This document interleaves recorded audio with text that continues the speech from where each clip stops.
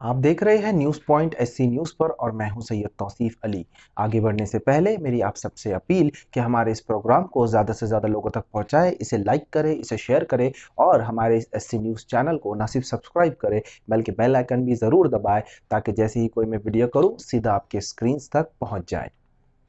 News point में आज हम बात करने वाले हैं एक अहम मुद्दे की और वो है पेट्रोल, डीजल और गैस के बढ़ते दामों को लेकर। क्या है इसके पीछे लॉजिक? कैसे हिसाब किताब लगाया जाता है?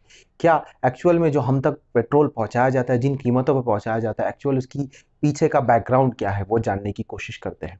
तो सबसे पहले बात करते हैं हिसाब किताब को लेकर। तो आगे बढ़ने से पहले मैं आपको सभी को कुछ बातें याद दिलाना चाहता हूँ। उन दर्शकों को जो बीजेपी का समर्थन करते हैं, उन दर्शकों को जो कांग्रेस का समर्थन करते हैं, या उन सरकारों को या उन विपक्षी दलों को जो विपक्ष में रहने के बाद तो कुछ और कहते हैं लेकिन जब सत्ता हासिल हो जाए तब कुछ और कहते हैं। जब कांग्रेस की सरकार थी तो बीजेपी विपक्ष में थी और जिस तरीके की बातें बीजेपी, और अगर आप देखते हैं वीडियोस पूरे अवेलेबल है और कुछ झलकियां मैं आपको बताने भी वाला हूं। उन्होंने देश में जिस प्रकार से पेट्रोल के दाम बढ़ा दिए, ये दिल्ली सरकार की शासन चलाने की नाकामयाबी का जीता जागता सबूत है। देश की जनता के अंदर भारी आक्रोश है और इसके कारण और भी चीजों पर बहुत बड़ा बोझ होने वाला है। सरकार पर भी बहुत बड़ा बोझ होने वाला है। मैं आशा करूंगा कि प्रधानमंत्री जी देश की स्थिति को गंभीरता से ले और पेट्रोल के दाम बढ़ाए हैं उसको वापस कर। महंगाई कहां से कहां पहुंच गई। एक तरफ जीडीपी का गिरना, दूसरी तरफ इन्फ्लेशन का बढ़ना।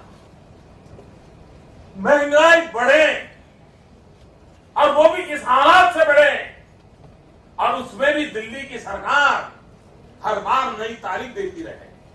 आज देश की जनता ये पूछ रही है कि प्रधानमंत्री ने देश की संसद में आश्वासन दिया था कि 100 दिन में महंगाई को कम करेंगे।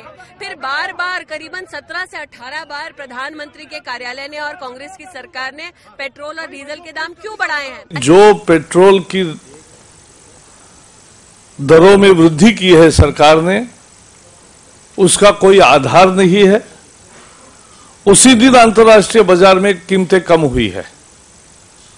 हम चैलेंज करते सरकार को कि पूरी तरह से रिफाइंड पेट्रोल दिल्ली में 34 रुपए से मिल सकता है, मुंबई में 36 रुपए से मिल सकता है, तो उसके दुगने दाम क्यों है?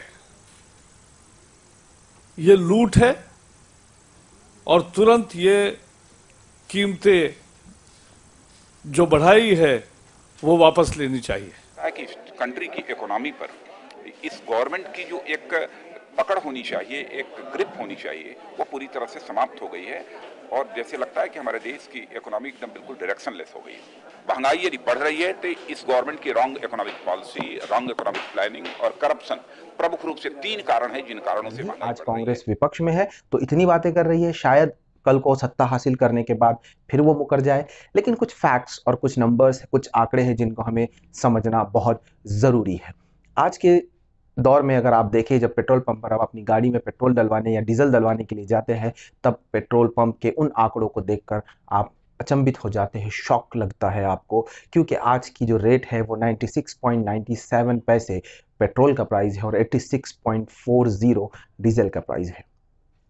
क्या ये प्राइस इतना किस तरीके से हुआ? इसके पीछे लॉजिक क्या है, इसके पीछे कैलकुलेशन क्या है? हम आसान और सरल भाषा में आपको समझाने की कोशिश करता हूं कि मान लीजिए अभी फिलहाल पेट्रोल 100 रुपये प्रति लीटर है। मानने में क्या हर्ज आता है? मानना तो हम सभी को चाहिए। फॉर एग्जाम्पल 100 रुपीज़ पर लीटर अभी फिलहाल पेट्रोल की कीमत है, जो कि कुछ दिनों में होने ही वाली है, लेकिन हमको मानकर चलना है।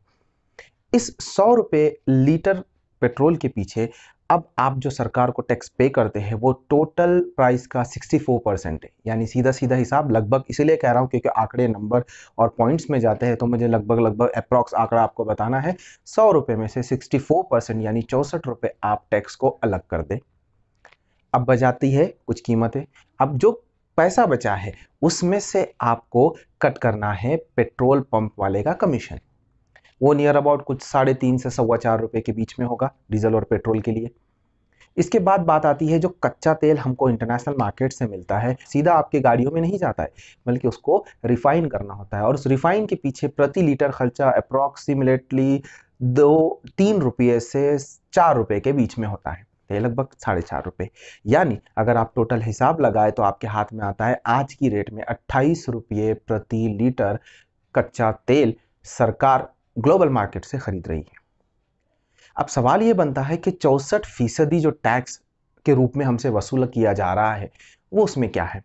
तो सीधा सीधा 24% या 24 रुपये आप राज्य सरकारों का वैट पकड़ लीजिए, वैल्यू एडेड टैक्स, और बचता है फिर 40 रुपये सेंट्रल गवर्नमेंट की एक्साइज ड्यूटी कहिए, सेस कहिए या एडिशनल एक्साइज ड्यूटी कहिए। ये किसी ना किसी तरीके से हमसे वसूल की जाती है क्योंकि सरकार भी चलानी है, सरकार हमसे पैसा लेकर ही सरकार चलाती है, वरना कल को आप कहेंगे कि सरकार कुछ स्कीम नहीं ला रही और हमको फायदा। लेकिन सरकार का ये टैक्स वसूल करने का तरीका थोड़ा ज़्यादा भार डाल दिया जा रहा है जनता के ऊपर, क्योंकि जनता से वसूल कर जनता पर खर्च करने से बेहतर है कि जनता से कम टैक्स लिया जाए और उन्हें थोड़ी राहत दी जाए। अब अगर आज की रेट का आप क्रूड ऑयल का रेट अगर निकालते हैं तो वो डॉलर में निकलेगा और साथ ही साथ डॉलर जो है तो हमारे रुपये से बहुत बड़ा है, रुपया पूरा घसरता गया है, तो हमें उसे रुपये में यानी इंडियन रुपीस के अंदर भी कन्वर्ट होगा। तो आज के दिन अगर आप इंटरनेट पर सर्च करते हैं क्रूड ऑयल का रेट तो वो आता है $63.57 प्रति बैरल। अगर इसका आप इंडियन करेंसी में कन्वर्ट करते हैं तो 4,390 रुपये प्रति बैरल हमें जो है तो अभी फिलहाल पेट्रोल या कच्चा क्रूड ऑयल जो है तो आप हमें मिल रहा है। अगर यही बात अगर आप कोरोना पैंडेमिक के टाइम की करें तो उस वक्त क्रूड ऑयल प्रति पर बैरल की जो रेट था वो $40.27 था, यानी $40.27 पर बैरल। अगर आप इसी को और आंकड़े को अंदाज लगा सकते हैं, बैरल सबसे कंफ्यूजन वाला एक यूनिट है, उसको अगर आप डिवाइड करते हैं लीटर से तो सीधा सीधा 159 यानी 159 लीटर्स क्रूड ऑयल हमें एक बैरल में मिलता है, जिसकी लगभग अगर आप आज अभी फिलहाल कैलकुलेशन करते हैं तो समझ में आता है कि 27 रुपये 61 पैसे प्रति लीटर कच्चा ऑयल हम तक पहुंच रहा है। अब अगर सरकार जनता का भार कम करना चाहती है, जनता को राहत देना चाहती है, तो दोनों सरकारें, चाहे राज्य सरकार हो या फिर केंद्र सरकार हो, दोनों को अपना टैक्स में कटौती करनी होगी। आप आंकड़े स्क्रीन पर देख रहे हैं, इसमें स्टेट वाइज वैट कैलकुलेशन दिया हुआ है और साथ ही साथ एक्साइज ड्यूटी किस तरीके से लगाई गई वो भी डिटेल्स आपको आपकी स्क्रीन पर दिखाई दे रही है। इसके साथ ही साथ अलग अलग स्टेट्स में जो वैट कैसा लिया जाता है वो भी आपको दिखाई दे रहा है। साथ में जो आज के दामों की या प्राइस लिस्ट है पेट्रोल की, स्टेट वाइज या लिस्ट वाइज, सिटीज़ वाइज आपको दिखाई दे रही है। अब बात करते हैं पेट्रोल कंपनी के अधिकार के बारे में। जैसा कि आप सभी ने जानते हैं कि संसद में, राज्यसभा में हमारे जो पेट्रोलियम मिनिस्टर है धर्मेंद्र प्रधान, उन्होंने कहा है कि ग्लोबल मार्केट में क्रूड ऑयल की कीमतों में इजाफा हो रहा है। ये इजाफा अभी हो रहा है, पैंडेमिक के टाइम क्या था? तब भी तो आपने एक्स्ट्रा कोविड फंड हमसे वसूल किया, उसके लिए जवाबदार कौन है? ये सवाल पूछना हम सबका अधिकार है और हमें पूछना चाहिए, क्योंकि अच्छी सहूलियत हमें चाहिए। आपको वो नारा तो याद होगा, बहुत हुई जनता पर महंगाई की मार, अब की बार मोदी सरकार। मोदी जी ने बहुत सारे वादे किए और उन वादों को पूरा किया गया या नहीं किया गया, ये जो है तो फैसला मैं आप पर छोड़ता हूं कि आप किस तरीके से इस सरकार को लेते हैं। लेकिन सरकार से अपने हक की बात करना ये हमारा फंडामेंटल राइट है, मौलिक अधिकार है। 2011 से पहले पेट्रोल की कीमतों का जो अधिकार था वो सरकार के नियंत्रण में आता था। बाद में 2011 के बाद पेट्रोल कंपनियों को यह अधिकार दे दिया गया कि वो रेट ऊपर नीचे जिस तरीके से हो सके कमी पेशी या बढ़ोतरी उसमें कर सकते हैं। 2014 में मोदी सरकार आने के बाद उन्होंने डेली प्राइजेस को जो है तो क्या किया गया, बदलने की बात की कि भाई रोज़ जो है तो प्राइजेस को अपडेट किया जाए या डिक्रीज़ किया जाए। 2018 में इसे फिर बदल दिया गया। 2018 में डेली सुबह 6 बजे पेट्रोल पंप पर आज का रेट लिख दिया जाता था और उस बेसिस पर दिन भर पेट्रोल कर दिया जाता। इसमें सरकार की एक तरीके की मंशा भी थी कि सरकार चाहती थी कि लोगों को ये पता ही ना चले कि किस तरीके से पेट्रोल के दाम धीरे धीरे बढ़ गए, क्योंकि 10 पैसे, 5 पैसे, 3 पैसे, 15 पैसे ये हमारे लिए कोई मायने नहीं रखते। लेकिन अचानक से जब 5 या 7 रुपये ये बढ़ जाता है, कैलकुलेट होते होते इक्वल हो जाता है, तब हमें याद आती है कि पेट्रोल महंगा हो चुका है। अभी फिलहाल बात करें तो 117% पेट्रोल पर एक्साइज ड्यूटी केंद्र सरकार लगा रही है और 106% एक्साइज ड्यूटी डीजल पर लग रही है। इसके साथ ही साथ राज्य सरकार को जिम्मेदार मानने की बात धर्मेंद्र प्रधान ने की है। मैं चाहता हूं कि राज्य सरकार भी जिम्मेदार है और केंद्र सरकार भी जिम्मेदार है। दोनों को चाहिए कि अपने टैक्स की कटौती करे और जनता पर जो आने वाली महंगाई का जो बोझ है उसे कम करने की कोशिश करे। साथ ही साथ उन एक्टर्स को भी मैं याद करना चाहूँगा जो 2014 से पहले ट्वीट करते थे और कहते थे कि पेट्रोल और डीजल और गैस रसोई गैस जो है उसके भाव या कीमतें बहुत ज़्यादा बढ़ चुकी है। जैसे कि अनुपम खेर ट्वीट आप देख सकते हैं, अक्षय कुमार ट्वीट आप देख सकते हैं, अमिताभ बच्चन ट्वीट आप देख सकते हैं। अब मुझे नहीं लगता कि अब पेट्रोल की कीमतों को लेकर ये शायद कोई सवाल करे। अगर सवाल करना होता तो शायद अब तक कर दिए होते या पूछ लिए होते, लेकिन मुझे नहीं लगता ये सवाल करने वाले हैं।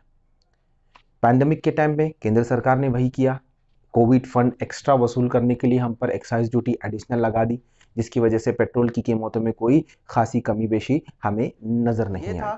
हमारा छोटा सा विश्लेषण जिसमें हम आपको समझाने की कोशिश कर रहे थे कि एक्चुअल प्राइस किस तरीके से बढ़ता है या टैक्स कैलकुलेशन क्या होता है। हमने पूरी कोशिश की आपको समझाने के लिए। अगर आप इस वीडियो को पसंद करते हैं उसे ज़रूर लाइक करें और अपने 3 करीबी दोस्तों को ज़रूर शेयर करें व्हाट्सएप या किसी अन्य प्लेटफॉर्म पर। आखिर में फिर आपसे एक बार अपील कि अगर आप ये हमारा वीडियो फेसबुक पर देख रहे हैं तो हमारे पेज को लाइक कीजिए, इंस्टाग्राम पर देख रहे हैं तो हमारे पेज को लाइक कीजिए और अगर यूट्यूब पर देख रहे हैं तो हमारे चैनल को सब्सक्राइब करना ना भूलें और साथ ही साथ बेल आइकन ज़रूर दबाएं ताकि जैसी ही कोई ऐसी इन्फॉर्मेटिव वीडियो हो वो सीधा आपके मोबाइल स्क्रीन तक पहुँच जाए। तब तक के लिए सैयद तौसीफ अली को दीजिए इजाज़त।